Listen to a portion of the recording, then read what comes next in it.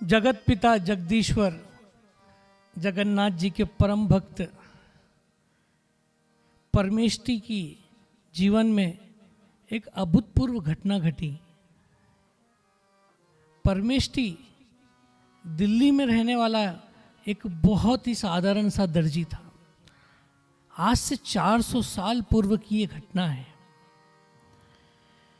कुबड़ा कुरूप दिखने वाला परमेष्टि भगवान के भजन में रमा रहता था।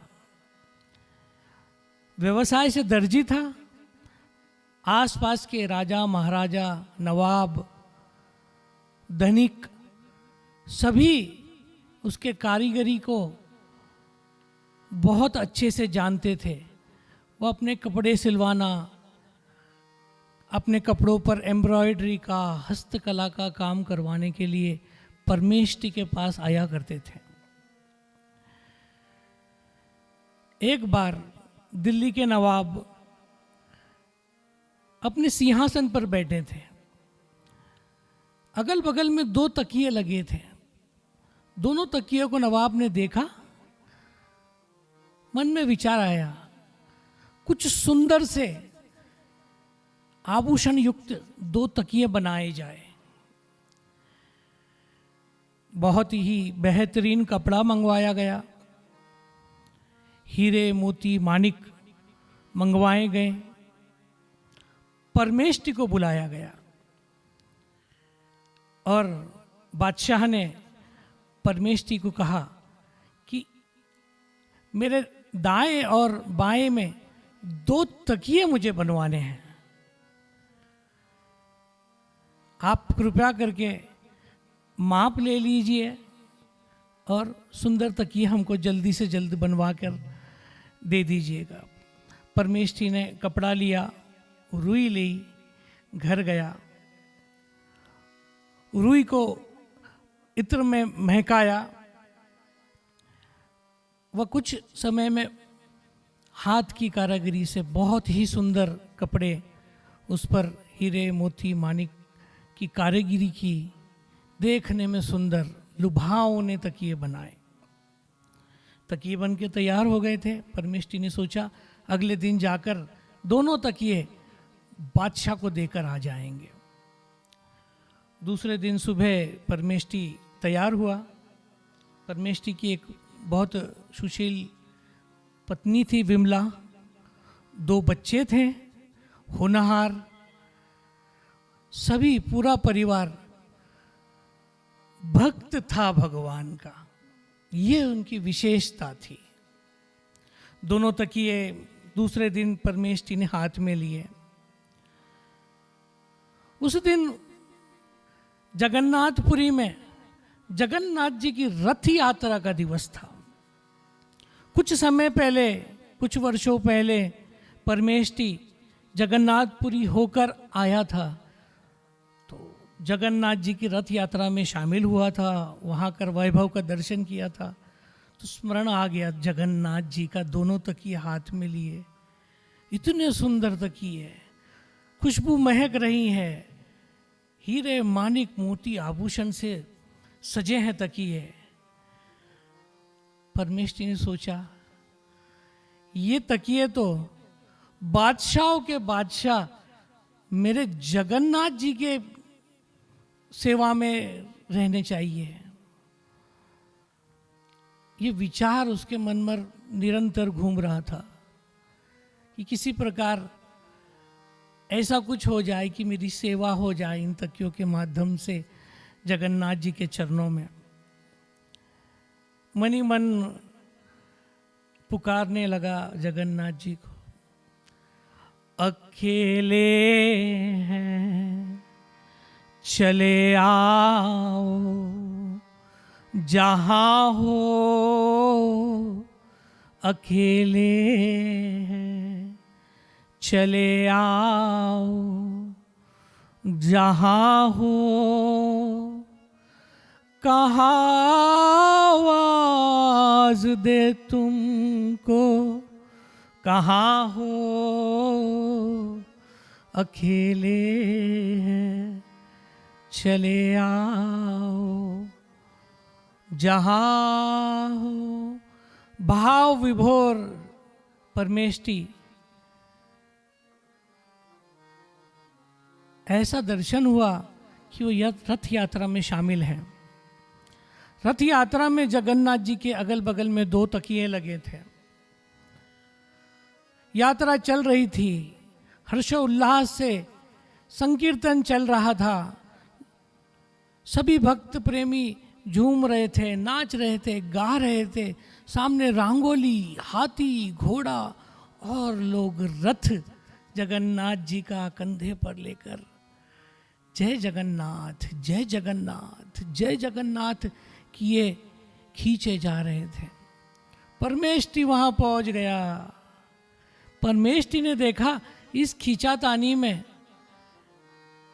जगन्नाथ जी के पीछे जो तकिया रखा है वो कहीं से फट गया है।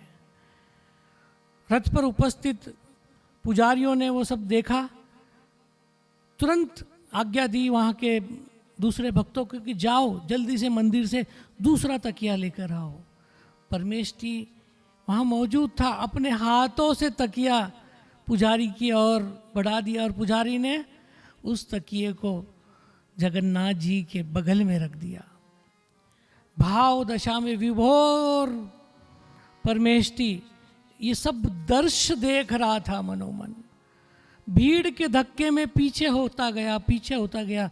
रथ यात्रा आगे बढ़ती गई, आगे बढ़ती गई। चेत सा गया अचानक परमेष्टि।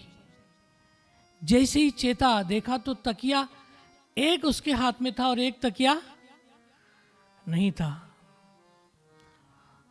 सोचने लगा ये क्या हुआ। शायद भगवान ने कोई लीला की है।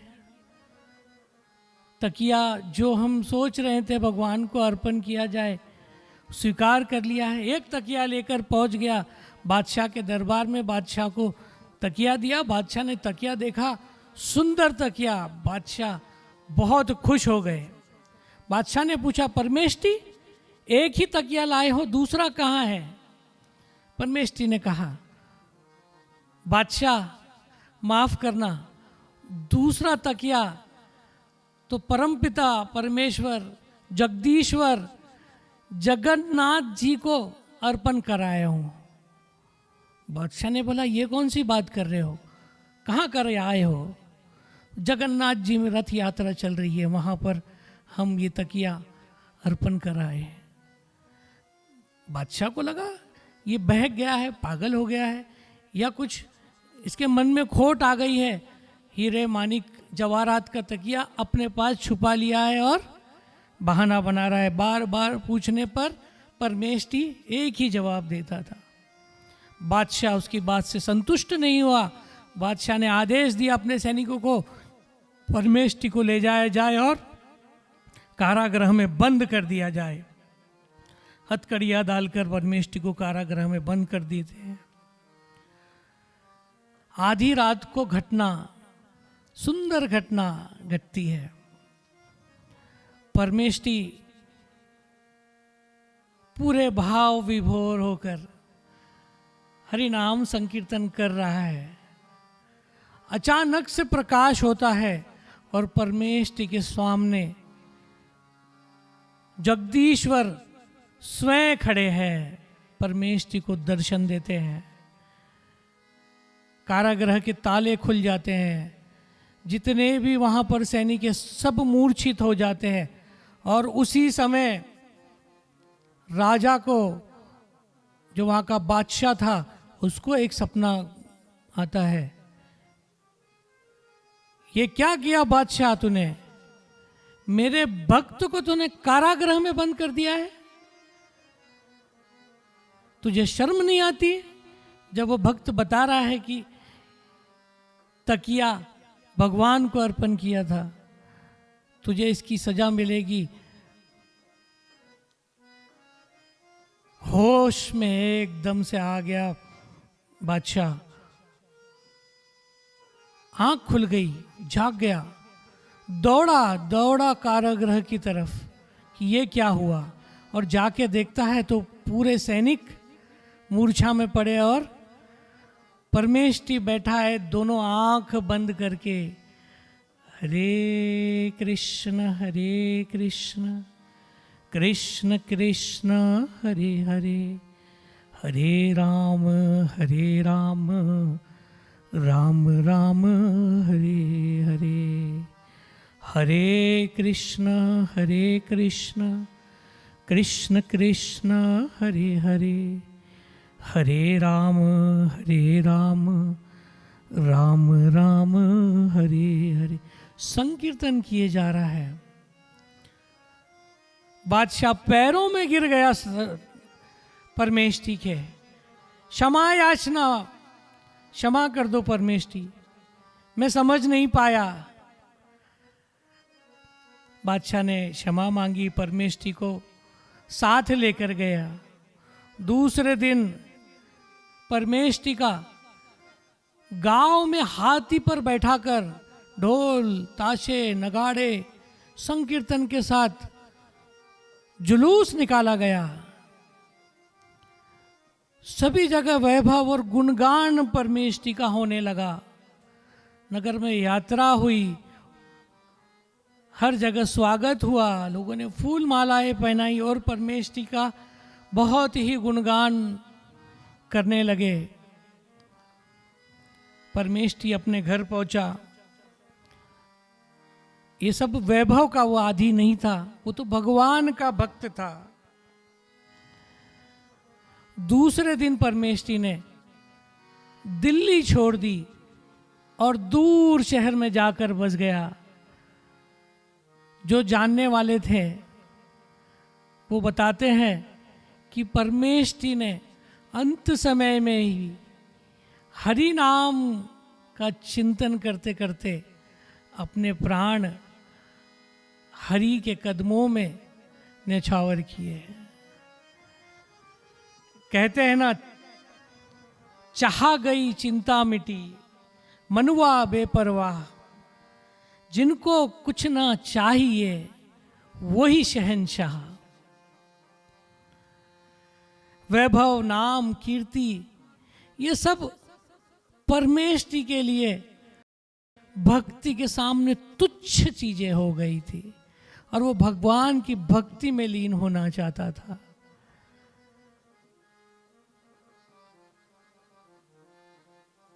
बहुत ही सुंदर वर्णन परमेष्टि का आता है कथाओं में। बोलो जगन्नाथ भगवान की जय।